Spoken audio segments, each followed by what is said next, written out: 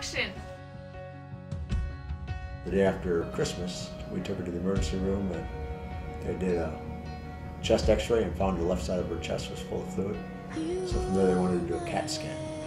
And as she's laying on the table doing the CAT scan, she looked up at me and she said, "Daddy, am I going to make it?" And I'm thinking, how does a little 9-year-old girl come up with a question like that? So the first thing that came to mind and I told her was, of course you're going to make it, baby. God's taking care of you. I had rhabdomyosarcoma. It was a rare form of cancer.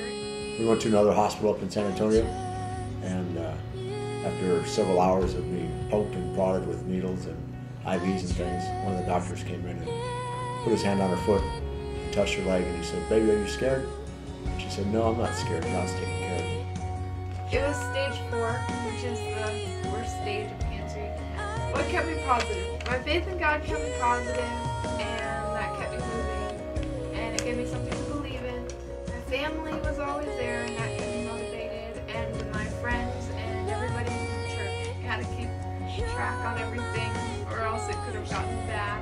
Just a simple infection could lead to something serious. And I'd have to go to the doctors every day sometimes because I had chemo that I had to get. And then I also had to go to the hospital to get blood transfusions and platelets, and I actually had this port, and it was in my side right here. And I had that so that they could access me and give me transfusions and chemo and everything, and I realized that things could be taken away from you really easily. So I learned to appreciate life more, even the difficulties of life.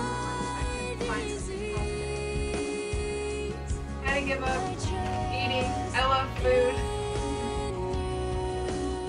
I would have to take nutrient shots every day, and I'd get those either in my leg or in my arm. And they're pretty painful, but a way to keep track of them, I actually started this where I would put all the band-aids that I got from each time I got a shot, and I'd put them on a piece of paper so that I could remember what I went through. They started treatments right away when they found out what was wrong with her. And miraculously, we saw good results right away.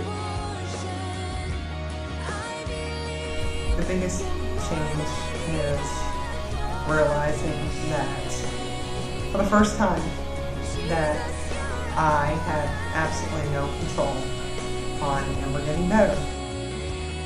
Just being able to rely completely on God, not knowing the outcome, but knowing that whatever it is, it was going to be okay.